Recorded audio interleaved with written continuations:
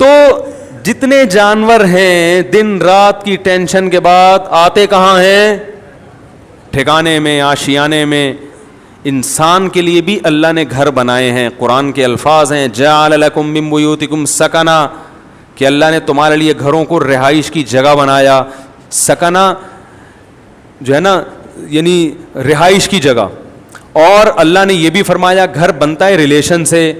جعل لکم من انفسکم ازواجا لتسکنوا الیہا, اللہ نے تمہارے لیے جوڑے پیدا کیے تاکہ تم سکون حاصل کرو. تو نکاح ہوتا ہے, گھر وجود میں آتا ہے, اور اللہ نے بتایا کہ یہ جو تمہارے گھر میں آئی ہے اس سے تمہیں کیا ملے گا؟ سکون ملے گا. تو پتہ چلا یہ تو سارا پروسیس ہے کس کے لیے؟ سکون کے لیے بھائی. اور ہمارے ہاں زیادہ تر ٹینشنوں کے واقعات گھروں کے ہوتے ہیں. جن کے گھر نہیں ہیں وہ سکون سے ہیں, اور جن کے گھر ہیں وہ ڈپریشن کی گولیاں کھا رہے ہیں. تو اس کا مطلب معاشرے میں کوئی بہت ہی الٹا کام ہو رہا ہے جو بالکل فطرت سے ہٹ کر ہے. کیا ایسے یار کیوں سمجھ میں کیوں نہیں آ رہا؟ دیکھو روٹی پیٹ بھرنے کے لیے ہے نا, روٹی سے پیٹ نہیں بھر رہا, مطلب وہ بہت ہی کچھ ایسا چیز آپ نے کھائی بھی ہے, یہ کچھ ایسا لائف اسٹائل ہے کہ آپ کا تو میدا ہی الٹا کام کر رہا ہے. ارے کسی کمبخت کی پانی سے پیاس نہ بجھے, چلو کولڈ ڈرنک سے نہیں بجھ رہی پیاس, سمجھ میں آتا ہے یار کولڈ ڈرنک نہیں بجھ رہی, تو کولڈ ڈرنک تو اللہ نے پیدا تھوڑی کی ہے پیاس بجھانے کے لیے. کسی کی بجھتی ہے کسی کی نہیں. بعض لوگ کولڈ ڈرنک پیتے ہیں نہیں بجھتی. چائے سے نہیں بجھ رہی, سمجھ میں آتا ہے. دودھ سے نہیں بجھ رہی, پانی سے تو بجھنی چاہیے نا. کمبخت کی پانی سے پیاس نہیں بجھ رہی, اس کا مطلب باڈی میں تھوڑا بہت فالٹ نہیں ہے. میرے یہ سمجھانے سے بھی اگر سمجھ میں نہیں آ رہا تو تھوڑا بہت فالٹ نہیں ہے. اتنی اچھی مثال دے کے بھی اگر سمجھ میں نہیں آ رہا تو میرے بھائی جن کی نہیں آ رہا, یہاں تھوڑا سا فالٹ بہت بڑا فالٹ ہے, بہت بڑا فالٹ ہے. میں نے وہ بیان ریکارڈ کروایا تھا نا کہ عورتیں بچے پیدا کرنے سے صحت اچھی ہوتی ہے, خراب نہیں ہوتی. وہ پورا میں نے پورے ڈاکٹروں کی رپورٹیں بھی پیش کر دی جو نوبل پرائز ڈاکٹر ہیں یو کے, کہ عورت کا حمل روکنے سے بیڑا غرق ہوتا ہے, موٹاپا آتا ہے. اس میں بھی میں نے یہی دلیل دی کہ جو چیز نیچر ہے وہ صحت کے لیے اچھی ہوتی ہے, خراب تھوڑی ہوتی ہے. وہ میں نے کل اپنا کلپ دیکھا, اس کے نیچے جو لوگوں نے الٹی سیدھی باتیں کی ہیں. ارے تم دلائل کو نہ سمجھنا چاہتے ہو نہ ماننا چاہتے ہو, تم انگریز کے پٹھو ہو, کمبختوں, تم دم ہلاتے رہو ساری زندگی. تمہارے اندر, آپ کو نہیں کہہ رہا جو اس نے کمنٹس کیے تو اس کو کہہ رہا ہوں, تمہارے اندر سوچنے سمجھنے کی صلاحیتیں ختم. تمہیں جو لائن پہ لگا دیا نا 2 بچے تو بس تم اسی پہ لگے رہو, برباد کر دو اپنی بیویوں کی صحت بھی, اپنی صحت بھی, اور اپنا خاندان بھی تباہ کر دو. بچے تو ہوتے ہی 2 کے بعد ہیں, گھر تو بنتا ہی 2 کے بعد, تو بچوں کی شروع ہوتے ہیں کہ جن کا ایک گیدرنگ ہوتی ہے, آپس میں کھیلتے ہیں. تو ایک لائن پہ لگا دیا, بس اسی پہ سب چلتے چلے جا رہے ہیں. تو گھر کس کے لیے بنایا اللہ نے؟ سکون کے لیے. ایک گھر میں سکون نہ ہو تو چلو بات سمجھ میں آتی ہے کہ بھائی کبھی کبھار ہزاروں میں کوئی ایک بیمار بھی پیدا ہو جاتا ہے نا. ہر گھر میں لڑائیاں, ہر گھر میں بے سکونی, لاکھوں میں ایک آدھ گھر ہوگا جس میں سکون ہوگا. بھائی کم بہت بھائی سے بات نہیں کر رہا, بہن بہن سے بات نہیں کر رہی, جٹھانیاں, نندوئی, ساسیں, وہ تو ایک مستقل ٹاپک ہے. باپ اور اولاد میں نہیں بن رہی, ماں بیٹی میں نہیں بن رہی, میاں بیوی میں نہیں بن رہی. تو اس کا مطلب ہے کہ معاشرے میں کوئی چھوٹا موٹا فالٹ نہیں ہے بھائی. یہ تو جانور پھر ہم سے اچھے ہیں. کیا خیال ہے بھائی جان؟ ہم سے اچھے جو پھر کبوتر نکلا, چڑے نکلے ہیں بھائی. ہمیں آفس میں سکون مل رہا ہے, گھر میں نہیں مل رہا. یہ تو بہت بڑا فالٹ آ رہا ہے معاشرے میں, اور یہ ان میں تو بہت ہی زیادہ ہے جن کی ہم تقلید کرتے ہیں. تبھی وہ تو کرتے ہی نہیں نا, 40 سال تک گھر بناتے ہی نہیں ہے کہ سکون سے زندگی گزرنے دو, 40 سال کے بعد دیکھیں گے. ان کو پتا ہے کہ اگر پہلے سے کر لیا تو عذاب میں آ جائیں گے. تو اس کا مطلب اس معاشرے میں ہم سے بھی زیادہ ٹیکنیکل فالٹ ہے, کوئی بہت بڑا فالٹ ہے. تو وہ فالٹ کیا ہے؟ کیا خیال ہے, سمجھنا چاہتے ہیں؟ بہت بڑا فالٹ ہے. اور ماہر نفسیات اکثر اس فالٹ کو ہائی لائٹ نہیں کرتے کیونکہ وہ خود اس فالٹ میں مبتلا ہوتے ہیں. الحمدللہ سمجھا پا رہا ہوں اپنی بات. یہ بات سمجھ میں نہیں آ رہی, یہ بھی میں چھوڑ رہا ہوں آہستہ آہستہ. سمجھ میں آ رہی ہے بات؟ وہ اکثر اس فالٹ میں مبتلا ہیں. وہ کیا ہے فالٹ؟ کہ جب تک حقوق کا دائرہ کار متعین نہیں کیا جائے گا کبھی بھی اتحاد اور محبت پیدا نہیں ہو سکتی. اس کو ایک اور اسٹائل میں بیان کرتا ہوں, دوسرے اسٹائل میں. جب تک ظلم ختم نہیں ہوگا گھر میں محبت پیدا نہیں ہوگی, اور ظلم کو جب تک ڈیفائن نہیں کیا جائے گا کہ ظلم کی ڈیفینیشن کیا ہے, ظلم ختم ہو نہیں سکتا. نہیں آ رہی بات؟ جو مذہب کو فالو نہیں کرتے, خدا کی قسم لا الہ الا اللہ قیامت تک الٹے لٹک کے پی ایچ ڈی کر لیں نفسیات میں, وہ ظلم کی ڈیفینیشن بیان کر ہی نہیں سکتے کہ ظلم کہتے کسے ہیں. کیونکہ ظلم کہتے ہیں کسی کا حق ادا نہ کرنا. جب آپ کو پتہ ہی نہیں ہوگا اس کا حق ہے کیا, تو ادا نہ کرنا اور کرنا کیا کیا کیا ڈیفینیشن ہوگی, پتہ کیسے چلے گا کہ حق کی ادائیگی کیا ہے اور عدم ادائیگی کیا ہے؟ کیونکہ حق کی ادائیگی کس کا کس پر کتنا حق ہے, کیا حق ہے, وہ نہیں ادا کرے گا تو لڑائیاں ہوں گی نا. میں سمجھ رہا ہوں کہ اس کا مجھ پر حق ہے, وہ سمجھ رہا ہے کہ ہے ہی نہیں, تو کیسے معاملہ چلے گا؟ یہ فیصلہ کون کرے گا کہ یہ مطالبہ درست ہے یا غلط ہے؟ یا تو یہ اسلام بتائے گا. اسلام اگر نہیں بتاتا تو پھر پوری کائنات بیٹھ کے یہ ڈیفائن ہی نہیں کر سکتی کہ کس کے کس پر کیا حقوق ہے, اس میں اختلاف پیدا ہوگا. بعض دفعہ کلچر بتاتا ہے کہ کس کا کس پر کیا حق ہے, وہ کلچر غلط بتا رہا ہوتا ہے, ساری دنیا کہہ رہی ہے کلچر غلط ہے. دیکھو کلچر تو یہ کہتا ہے عورت کو چاہیے کہ جہیز لے کر آئے, کیا خیال ہے, کہتا ہے کہ نہیں کہتا؟ لیکن ساری دنیا کہتی ہے یہ کلچر غلط کہہ رہا ہے. انڈیا میں جہیز نہ لانے پر جلا دیا گیا بہوؤں کو, ایسے واقعات ہوئے, اس لیے کہ وہ کہہ رہے ہیں ظلم کیا, ہمارے جہیز کیوں نہیں لے کر آئی. ملکی قوانین بعض دفعہ بتاتے ہیں تو ملکی قوانین عاجز ہیں یہ بتانے سے کہ کس کا کیا حق ہے. آپ پوچھ لو جو لا ہے نا, اس آپ بولو بھائی یہ نہیں چاہیے, یہ نہیں چلے گا گھر میں.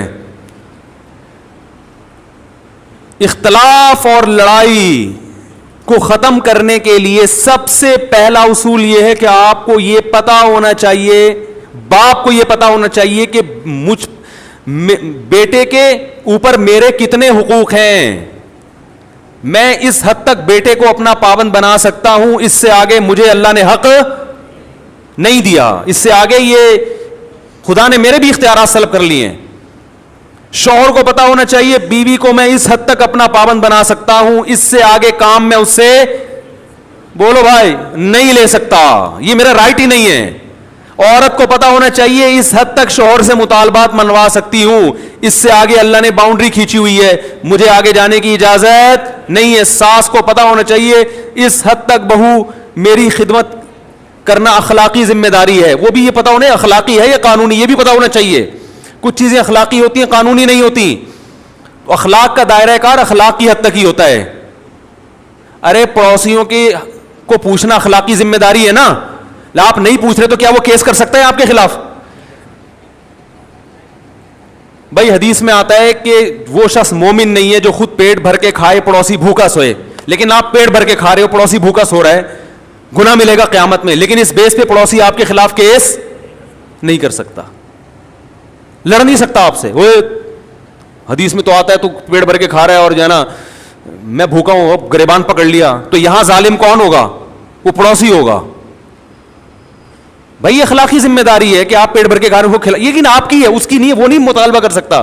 کچھ چیزیں اخلاقی ہیں, لیکن ہمارے ہاں کس کا کیا حق ہے یہ یونیورسٹیوں میں نہیں پڑھایا جاتا. ماہر نفسیات کو پتہ ہی نہیں ہوتا کہ حق کیا ہے, تو بیچارہ گائیڈ کیسے کرے گا؟ ہائے ہائے کیسے سمجھائیں. ماہر نفسیات بیچاروں کو پڑھا ہی نہیں ہوتا. اسلام پڑھیں گے تو پتہ چلے گا نا. انہوں نے تو گورے کو پڑھا ہے, گورے کو خود نہیں پتا, وہ اپنے گھروں میں سکون پیدا کر لیا. یہ نفسیات پڑھ کر آ رہے ہیں جرمنی کی یونیورسٹیوں میں, اور وہاں سے سیکھ رہے ہیں کہ گھروں میں جوڑ کیسے پیدا ہو. جنہوں نے ان کو پڑھایا اس پروفیسر سے پوچھو کہ تمہارے گھر میں جوڑ ہے, وہ کہے گا میرا تو گھر ہی نہیں ہے, اور اس لیے نہیں ہے مجھے پتا تھا گھر ہوگا تو پھٹے ہوں گے. تو ہم نے کہا بھی 55 سال میں کریں گے شادی, وہ تمہیں بتائے گا گھروں میں جوڑ کیسے پیدا ہو. یار کیا تو رینجرز کا کیس ہے بھائی, خطرناک کیس بنانے والا ہوں آپ کے خلاف. سارے مسائل یہاں سے کھڑے ہو رہے ہیں, گھروں میں جھگڑے, لڑائی, دفتروں میں. بھائی آپ کو پتہ ہی نہیں ہے کہ میں کہاں تک جا سکتا ہوں. دیکھو فوج میں پھٹے کم ہوتے ہیں, پولیس میں بھی, تھانے میں پھٹے کم ہوتے ہیں. وجہ اس کی یہ ہے کہ ایک رنگ روٹ کو پتا ہے کہ آفیسر کی بات میں نے ماننی ہے, کن باتوں کو ماننا ہے اور کون سی بات ایسی ہے جو میرے اوپر لازم نہیں ہے. اگر کوئی آفیسر میرے سے گھر سے پوچھا لگوانا شروع کر دے تو یہ میرے اوپر, اور آفیسر کو پتا ہے کہ میں نے یہ شروع کر دیا تو میرے خلاف کیس بھی ہو سکتا ہے. تو پھٹوں کا ریشو فوج میں, پولیس میں سب سے کم ہے, کیونکہ قانون ہے, ان کو لکھا ہوا ہے کہ یہ ذمہ داری ہے.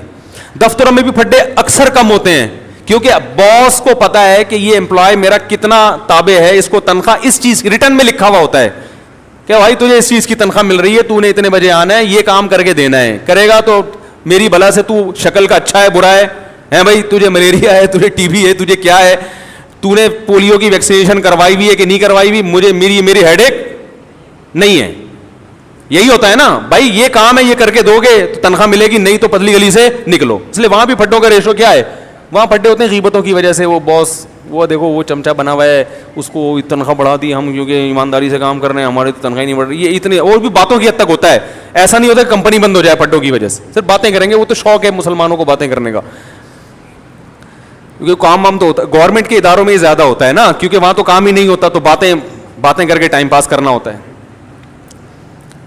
لیکن گھروں کے جو پھڈے ہوتے ہیں وہ خطرناک, چاقو نکل آتے ہیں, چھریاں نکل آتی ہیں, 2 سال تک بھائی سے بات ہی نہیں کر رہا, طلاقیں ہو جاتی ہیں, بچے رول جاتے ہیں, ڈپریشن میں چلے جاتے ہیں. ہم نے نہیں دیکھا کوئی باس کی وجہ سے ڈپریشن میں گیا ہو. ایسے میاں بہت دیکھے ہیں جو بیوی کی وجہ سے, عورتیں شوہر کی وجہ سے, بہویں ساس کی وجہ سے, ساس اپنی ساس کی وجہ سے. آپ کہنے والے تھے ساس بہو کی وجہ سے, اب تک ایسی رپورٹ آئی نہیں ہے, وہ چھوڑیں بھی زیادہ. تو خود سمجھدار ہیں آپ لوگ. وہ ساس بھی ڈپریشن میں آتی ہے, لیکن وہ کس کی وجہ سے, اپنی ساس نے اس کو ڈپریشن کا مریض بنا کے دنیا سے گئی ہوتی ہے, تو وہ آگے پارسل کر رہی ہوتی ہے یہ امانت بہو کی طرف, ٹھیک, کہ مجھے جو وراثت میں ڈپریشن ملی تھی وہ میں پوری کہاں ٹرانسفر کر رہی ہوں, بہو کو.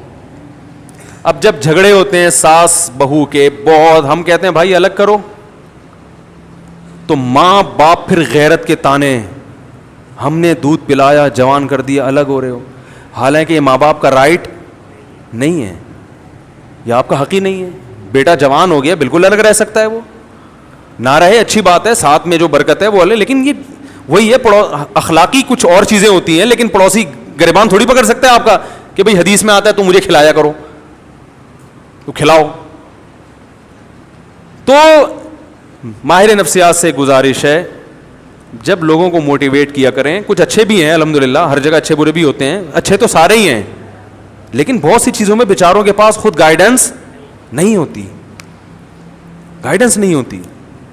وہ انگلش کے الفاظ گھما رہے ہوتے ہیں ایکچولی یوں وغیرہ وغیرہ, مجھے تو اتنی انگلش نہیں آتی. تو بات صحیح ہونی چاہیے, چاہے انگلش میں ہو یا اردو میں ہو یا پنجابی میں ہو. لوگ زبان کو دیکھ رہے ہیں آج کل, اسٹائل کو دیکھ رہے ہیں, باتوں کو, کیونکہ فلموں کا دور ہے نا, ڈراموں کا دور ہے, جس کے اسٹائل اچھے ہیں لوگ متاثر ہو رہے ہیں, بات کو تو دیکھ نہیں رہے. بات بھی ہو اسٹائل بھی ہو پھر مزہ ہے. کیا خیال ہے, بات بھی ہو اور اسٹائل بھی ہو, اور اگر اسٹائل نہیں ہے تو بات کو زیادہ فوکس کرنا چاہیے. اسٹائل کی اتنی ویلیو نہیں ہے, لیکن بات بہرحال صحیح ہونی چاہیے. تو آپ کو یہ پتا ہونا چاہیے کہ میرے ماتحت جو لوگ ہیں, میں ان کو اس حد تک پابند بنا سکتا ہوں, اس سے زیادہ شریعت نے مجھے حق بولو نہیں دی. یہ سب سے پہلے والدین پر آتا ہے. ہمارے یہاں پتہ ہے سسٹم کیا چل رہا ہے, جس کی لاٹھی اس کی بھینس. بیٹا فرما بردار ہوگا تو باپ اس کو نچوڑ لے گا, بولے کہ ہر بات مانتا ہے, تو اس کی یہی غلطی ہے کہ ہر بات مانتا ہے کم وقت. کہیں نو کر دے تو باپ بیٹے کے کو پورے معاشرے میں ذلیل کر دیتا ہے, میرا بیٹا میری بات نہیں مان رہا. ارے وہ ہر بات مان رہا ہے. ایک دفعہ ایک ابا آئے مجھے کہنے لگے میرا بیٹا یہ میرا, میں نے کہا یار ایسے بیٹے آج کل آرڈر پہ نہیں ملتے, اتنا نیک ہیں. ایک چیز میں اگر اس نے انکار کر دیا اور وہ اس کا حق بھی ہے, تو آپ کو تو کہنا چاہیے بیٹا میں یعنی آپ کو تو اس کا دل جیتنا چاہیے, لیکن چونکہ بیٹا فرما بردار مل گیا تو ابا اس کو پوری طرح نچوڑ رہے ہیں. اگر وہی نافرمان ہوتا تو ابا کہتے صرف 100 میں سے 1 بھی مان لے تو میں خوش ہو جاؤں گا. سیزن یہ چل رہا ہے, صحیح ہے نا, موسم چلتا ہے نا, ابھی آم کا موسم ختم, انگور آ گئے, تو سیزن ہوتا ہے نا, جب انگور ہے تو ہر جگہ انگور ہی انگور نظر آئیں گے آپ کو. اور یہی حال ابا کا ہے. جب تک ابا آپ کی مجبوری ہیں, آپ کے ابا بہت اچھے, پیسے نکلوانے ان سے, جہاں ابا کی ضرورت نہیں رہی وہاں ابا سے زیادہ ٹینشن والا آپ کے گھر میں, جب ابا بوڑھے ہوتے ہیں تو کیسا ستایا جاتا ہے ان کو. یہ ہمارے معاشرے میں اکثر ہوتا ہے. بوڑھا ہونے کی دیر ہوتی ہے بیچارے کی, وہ کھانستا ہوا بھی برا لگ رہا ہوتا ہے, ہر چیز میں وہ کیا لگ رہا ہوتا ہے, برا, یہ جائے گا کب. اور باقی حقوق کو اسی پر قیاس کر لیں تو یہ جو اللہ نے فرمایا ادخلوا فی السلم کافہ, مکمل اسلام میں داخل ہو جاؤ, اس مکمل میں یہ بھی ہے کہ آپ کو یہ پتہ ہونا چاہیے کہ سامنے والے کے مجھ پر کتنے حقوق ہیں. ایک چھوٹا سا واقعہ سنا کے بیان ختم کرتا ہوں. ہمارے شیخ مفتی رشید احمد صاحب بڑے بزرگ تھے, ہم ان کا بہت احترام, ان کے غلاموں کے غلام تھے, غلاموں کے غلام. میں نے حضرت سے کوئی بات عرض کی کہ حضرت کچھ ایسی بات ہے, کچھ گھر سے متعلق. حضرت نے وہ بات مشورے کے لیے کسی سے ذکر کر دی. تو میں نے حضرت سے عرض کیا, حضرت یہ گھر کی بات تھی, یہ باہر نہیں آنی چاہیے تھی. حضرت نے مجھ سے معذرت کرنا شروع کر دی, کئی غلطی ہوئی ہے مجھ سے, حالانکہ وہ بات کوئی ایسی نہیں تھی.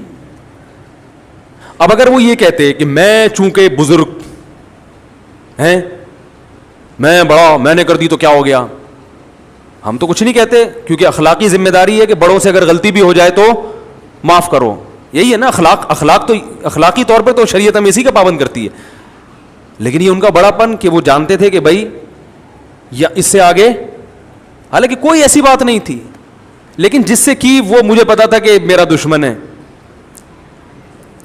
تو کسی کا راز فاش کرنا یہ باپ کے لیے بھی جائز نہیں ہے کہ اپنے بیٹے کا راز, بولو نا, فاش. باپ کے لیے بھی جائز نہیں ہے کہ اپنے بیٹے کی غیبت کرے. ماں کے لیے جائز نہیں ہے کہ اپنی بیٹی کی غیبت کرے. ہاں بیٹا ظلم کر رہا ہو باپ کے اوپر, واقعی واضح ظلم ہو, پھر اپنا غم ہلکا کرنے کے لیے اپنے کسی بہت ہی کلوز آدمی کو وہ اپنا غم بتا سکتا ہے, یا کسی سے مشورہ لینا ہو کہ بھائی بیٹے میں یہ جرم ہے, تو مشورے کے طور پر کسی ایسے آدمی سے جس کے بارے میں یقین ہو کہ یہ راز فاش نہیں کرے گا. آج دیکھا ہے باپ اپنے بیٹے کی برائیوں کو لوگوں کے سامنے بیان کر رہے ہیں, یہ غیبت ہے بھائی. یہ تو کسی غیر مسلم کی غیبت جائز نہیں ہے, تو بیٹے کی کیسے جائز ہو گئی؟ بہت مشکل ہے. بیٹے کی غیبت بھی جائز نہیں ہے, ماں کے لیے بیٹی کی غیبت بھی جائز, اور بیٹے کے لیے باپ کی تو اور زیادہ گناہ ہے. لیکن یہ گھروں میں ہو رہا ہے. جب بیٹا سنے گا کہ میرا ابا فلاں فلاں کو پکڑ کے میرے بارے میں برائیاں کر رہا ہے, تو اس کا مطلب پھر گھر میں سکون, بولتے کیوں نہیں ہو سکتا, پھر نہیں ہوگا. اس کے دل میں ایک نفرت کے جذبات پیدا ہوں گے. ہم تو یہی کہیں گے بھائی باپ ہے صبر کرو, لیکن بہرحال نفرتیں پیدا ہوں گی اور لڑائیاں ہوں گی. پھر جب باپ کو سمجھایا جائے اور وہ تکبر میں آئے کہ نہیں میں نے کر دی تو کیا ہے, اس کا مطلب فالٹ کہاں ہے, آپ میں ہے. سمجھ رہے ہیں ٹیکنیکل فالٹ کس میں ہے؟ اس لیے اسکرو پانے لے کے بیٹھا کریں, جہاں کہیں فالٹ نظر آ رہا ہے اس کو فوراً ٹائٹ کروا لیں. اور یہ علماء سے ٹائٹ ہوتے ہیں, فوراً پوچھیں حضرت اس میں بتائیں غلطی پر کون ہے. تو یہ بڑا لمبا موضوع ہے کہ کس کے کس پر کیا حق ہیں, وہ بیان ہوتے رہنے چاہیے تاکہ ہمیں پتہ چلے کہ ہمیں یہ تو ہر آدمی اس چکر میں کہ فلاں کے مجھ پر فلاں پر میرے کیا حقوق ہیں, اس میں تو پتہ ہے سب, ہر آدمی اس کو نچوڑنے میں لگا رہتا ہے. لیکن میری باؤنڈری کہاں تک ہے؟ ماں باپ کہتے ہیں, مجھ سے اکثر فون آتے ہیں کہ والدین کے حقوق پر پلیز بیان کریں, آپ والدین کے حقوق پر بیان کریں. اور اتفاق سے میں کر دیتا ہوں اولاد کے حقوق پر. بعض دفعہ ایسا بھی ہوتا ہے, وہ کہتے ہیں یہ کیا بات ہوئی, میں کہتا ہوں بھائی اس پر بھی کریں گے لیکن ساتھ ساتھ اس پہ بھی تو ہونا چاہیے نا, اس پہ بھی تو ہونا چاہیے, دونوں چیزیں ضروری ہیں. تو اللہ تعالیٰ سے دعا ہے کہ اللہ ہمیں مکمل اسلام میں داخل ہونے کی توفیق عطا فرمائے. علماء نے لکھا ہے کہ استاذ مدارس میں نا شاگرد استاذوں کا بہت احترام کرتے ہیں. لیکن استاذ کے لیے کسی شاگرد کو فاسق و فاجر کہنا جائز نہیں ہے. سمجھ رہے ہیں؟ فاسق و فاجر کہنا جائز, زانی کہنا جائز نہیں ہے کہ یہ الزام ہے.